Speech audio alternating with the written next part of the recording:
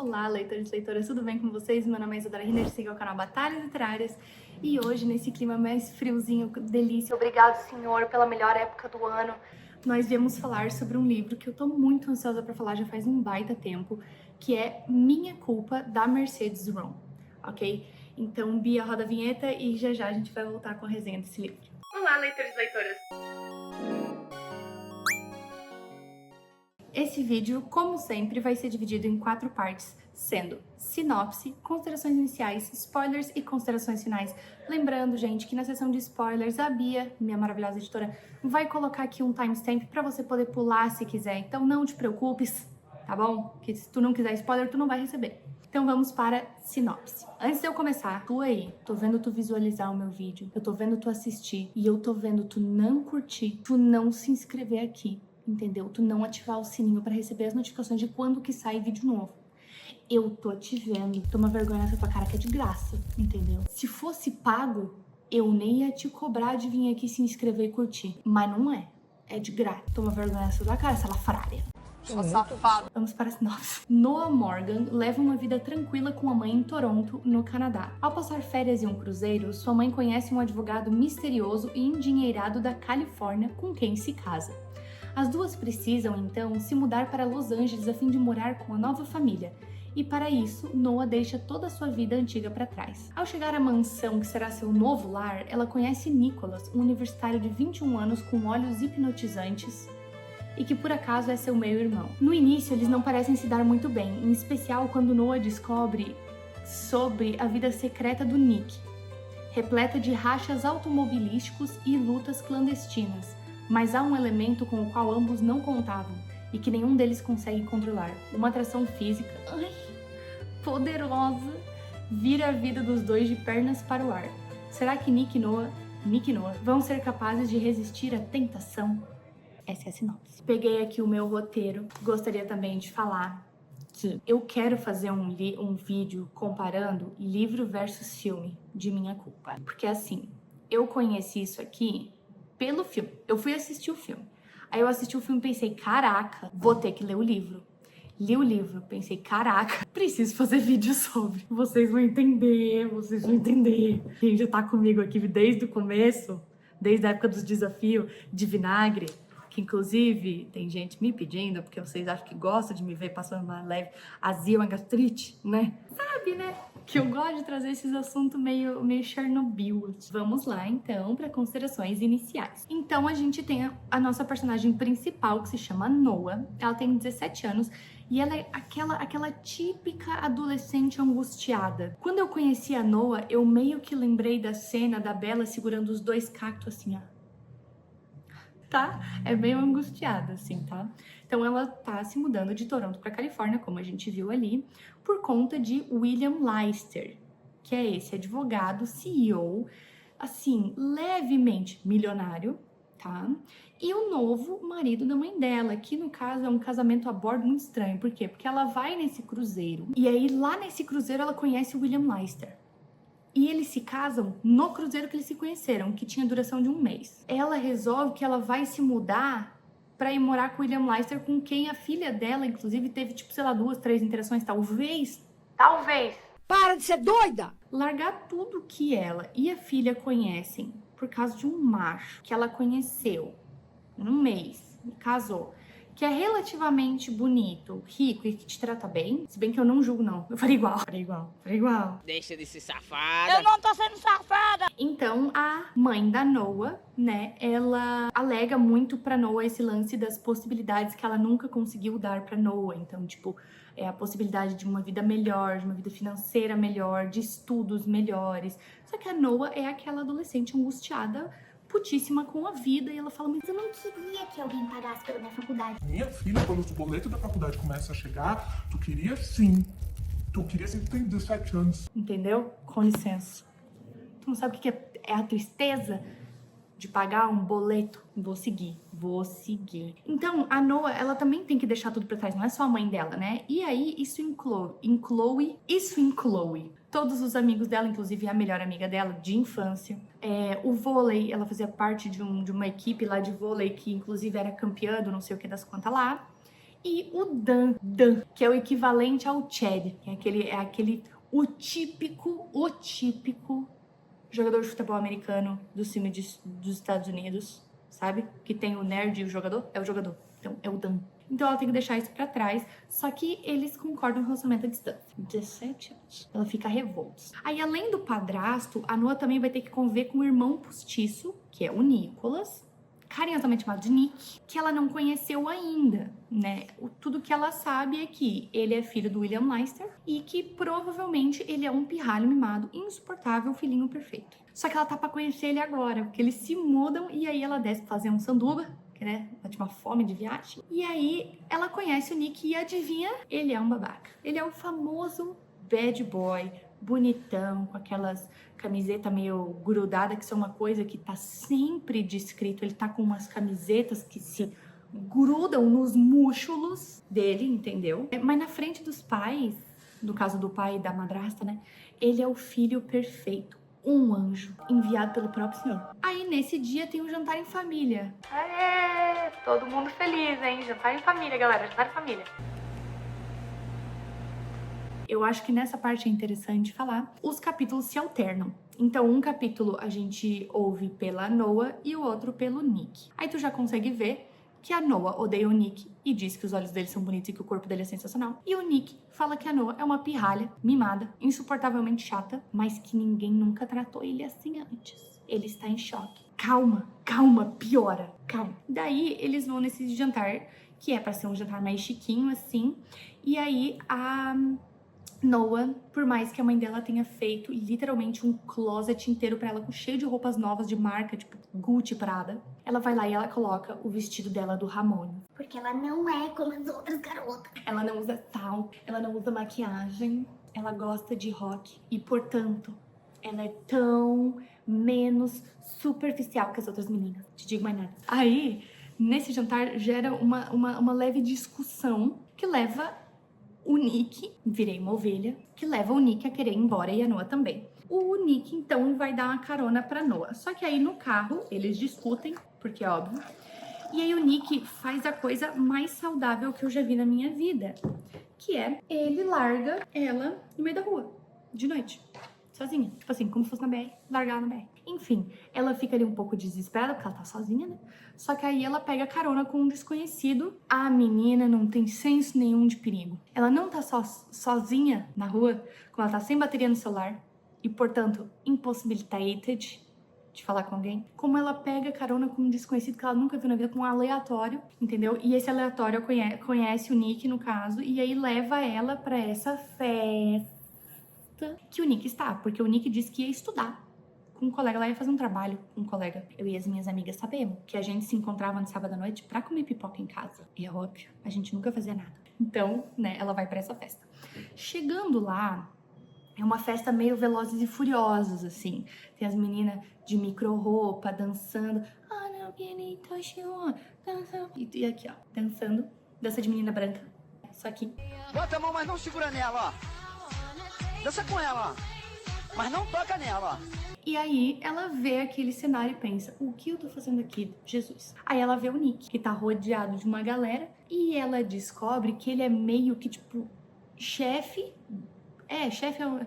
de uma das gangues da cidade. Ele tem 21 anos, ele é podre de rico, ele é bonito, ele é um babaca e ele é chefe de gangue. E aí ela chega e no meio de todo mundo tasca ali um socão na cara dele e fala, tipo, tu nunca mais me deixa sozinho na rua. E ele fala, tipo assim, ninguém nunca me trata assim, tu entendeu? Porque em casa tu pode ser minha irmã, mas aqui tu não é ninguém. E ela fica, fodeu, real. Enfim, ele tenta levar ela embora e aí nesse meio tempo ele vai buscar alguma coisa e quando ele volta já tem um cara dando uma bebida pra ela que ela fala que ela tá nervosa, ela precisa tomar alguma coisa e ela toma e a bebida está drogada. Então, ai, tudo bom. Aí, quando o Nick vê que o cara tá drogando ela sem ela saber, ele vai lá e começa a bater no cara. E aí a gente tem a famosa cena que a gente já viu em tantos outros lugares, que é basicamente... Ele tá batendo e aí ela fala, para! E aí ele para no meio, assim.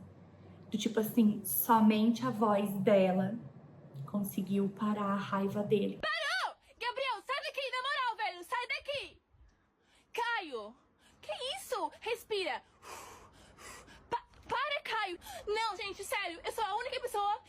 veio de verdade acalmar ele.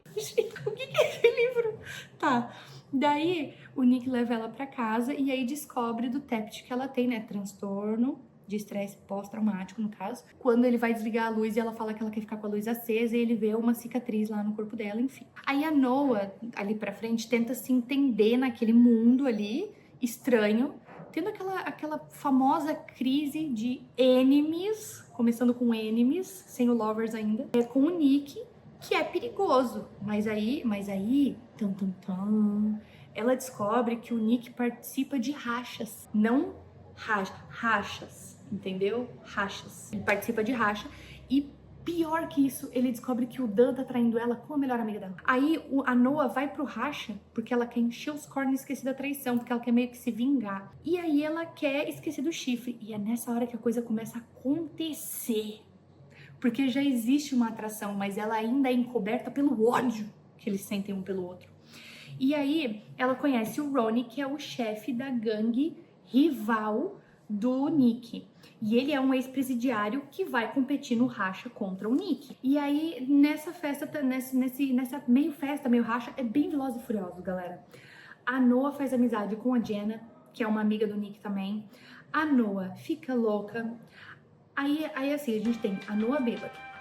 A Noah bêbada e com raiva. A Noah bêbada, com raiva e querendo se vingar do Dan. A Noah bêbada, com raiva, querendo se vingar do Dan e com o irmão postiço sexy. Tu sabe onde eu tô chegando, tu sabe. Aí o que acontece? Ela pede ou meio que ele se oferece. Eu não sei direito o que acontece, pra ser bem sincera, porque a minha cabeça fica focada logo no que acontece depois. Pra enviar uma foto pro Dan dela beijando o Nick. Porque o Dan não sabe quem que é o Nick. Então pra ele não vai importar, é só ela beijando um outro cara. Aí eles se beijam pra foto. E, gente, vocês podem falar o que vocês quiserem. Ai, porque é close e errado. É. Ai, porque o livro é New Adult. É. Ai, porque isso é super irreal por causa do Velozes e Furiosos. É. Ai, porque um cara desse já... É. Mas vocês não podem falar jamais, que as cenas de Hot são mal escritas. Meu irmão chegou-me sua bigoda. Quando eu li isso, um pouco pessoal talvez, eu estava numa fase logo antes do Moisés grudar nas minhas costas, entendeu? Que é quando ele abre uma Rumen. Logo antes. Todo mundo que é mulher aqui sabe que logo antes é um pouco complicated tu ler esses livros, estando sozinha em casa, por exemplo. E eu fui ler e eu fiquei assim, meu Deus, pensa numa cena... quente! É quente! É que pelando já. Aí o Nick fica de bileco duro, óbvio. E aí ele sai desse encontro, né, desse beijos. E daí a gente tá com o capítulo dele e ele fala, nossa, porque eu nunca fiquei tão assim, porque eu nunca me senti assim, porque ninguém nunca me fez sentir tais coisas. Aí a Noah, ela já tinha feito racha, ela já tinha feito racha antes. E ela meio que é ludibriada a competir contra o Ronnie, que é o cara da outra gangue, no carro do Nick, sem o Nick saber. E ela corre e ganha, lindamente, por sinal, ganha lindamente. E ela ganha, só que aí o Ronnie fala que é contra as regras, aí o Nick basicamente perde o carro, entrega pra ele, pro Ronnie, e aí dá todo um trelelé e a Noah começa, vai aprender a dirigir, seu merda. Ela não tem noção do perigo real, assim. E aí dá briga, dá tiro, dá um monte de coisa, dá um corre, o Nick fica puto, mas ele fica preocupado com a Noah, afinal, é a Noah. Aí ela e o Nick ficam entre te odeio e quero te pegar. E daí a gente tem um pouco do background do Nick, que ele tem uma irmã mais nova, a mãe dele basicamente abandonou ele quando ele era pequeno, agora ela teve outra filha com quem o Nick é muito próximo, só que não pode ver muito por causa da decisão do judicial, né? E além de tudo isso, o Nick ainda briga, tipo, de socão mesmo, por dinheiro. Uma coisa meio belo desastre também. Por quê? Não sei, porque ele é filho de milionário, né? Ele não precisa, mas daí ele faz igual. E a Noah odeia brigas por causa do TEPT dela, que é o transtorno de estresse pós-traumático, galera, TEPT, tá? Por causa do TEPT dela, ela odeia brigas. E aí eles meio que se separam quando ela vai assistir uma luta deles, só que como é que tu separa uma coisa que nunca ficou junta?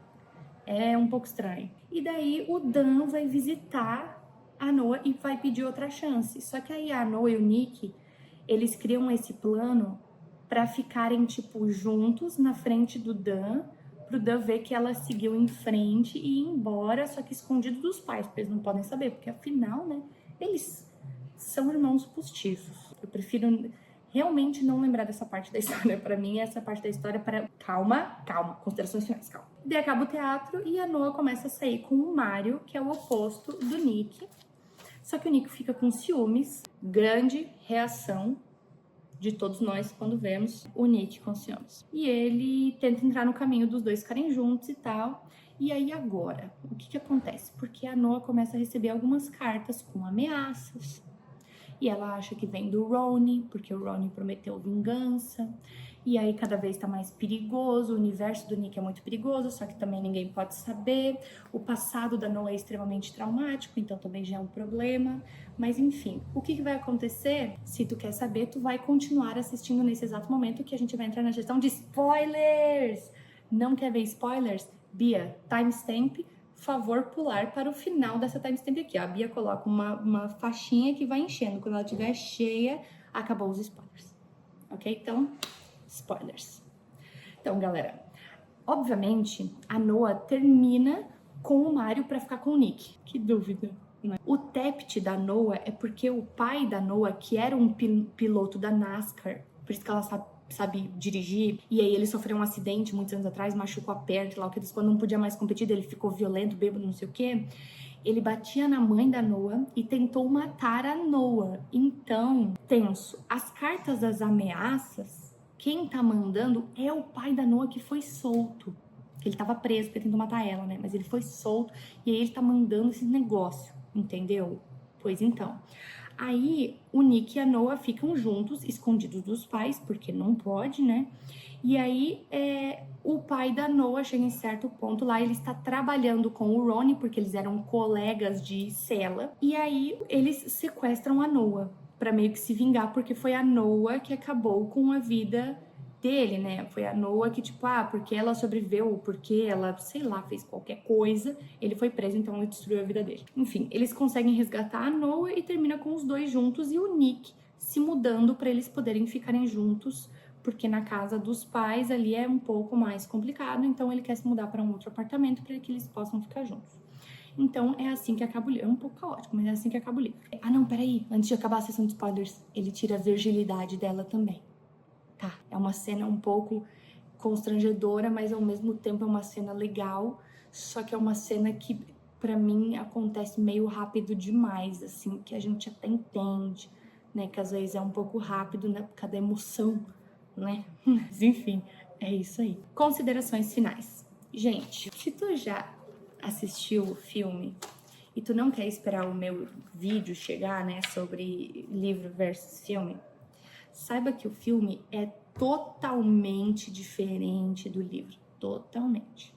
Agora, se tu não assistiu o filme, não leu o livro, comece pelo livro, tá? Comece pelo livro. O livro é bom? É bom. Ele tá aprovado no Sincerista. Só que ele é aquele livro...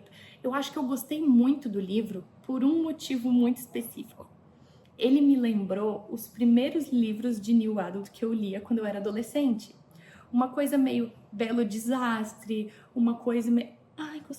Uma coisa meio Rosemary Beach, Debbie Glines, uma coisa mais Leak. Leak até um pouco mais adulto, assim, eu nem diria que é tanto Leak, assim, mas é bem Belo Desastre mesmo, assim, dos irmãos Maddox ali, muito.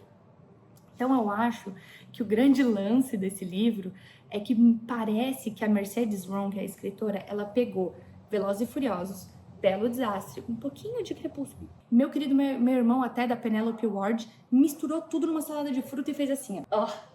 Ela colocou tudo que a gente da adolescência gostava, a gente bagaceira da adolescência gostava.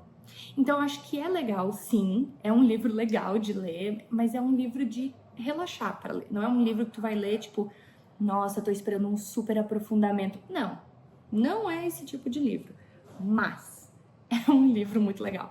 Real, assim, o meu pano pra ele é de todas as cores que vocês quiserem, porque realmente eu gostei do livro, gostei bastante do livro, tem umas passagens muito interessantes. e a gente vê esse aprofundamento nos personagens, principalmente com a Noah, de como ela lidou com todos os traumas, como ela ficou do jeito que ela ficou, a mesma coisa o Nick. Mas assim, uma coisa que me incomodou um pouco é ela ter 17 anos, mas aí eu entendo, calma, eu entendo um pouco, tá? Entendo um pouco. Eu acho que pra mim esse é o único close errado, ela ter 17 anos. Se ela tivesse 19, era uma coisa, mas ela tem 17, então eu acho um pouco preocupante. Mas também, eu não visualizo ela como uma adolescente de 17 anos, então eu consigo meio que relevar isso aí. Eu acho que é isso, eu acho que ele tá aprovado no Sinceriza, mas, gente, essa é a minha opinião, tá? Que é uma coisa que eu esqueço de falar nos vídeos.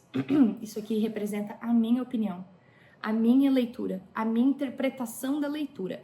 Então, se tu tem uma opinião diferente, comenta aqui embaixo, que eu adoro ler os comentários de opiniões diferentes de vocês. Porque muitas das vezes eu posso ler o comentário, como já aconteceu, e ver um negócio que eu não tinha visto antes. Ou que eu vi um negócio e eu fico tipo, caraca, tu tem razão, é verdade, você mudou minha opinião. Eu acho esse debate muito interessante. Então, por favor, comente aqui embaixo, caso tu já tenha lido. Eu espero que tu tenha gostado desse vídeo, que foi um pouco caótico, mas assim, quer um remember da tua adolescência bagaceira? Lê esse livro, de verdade.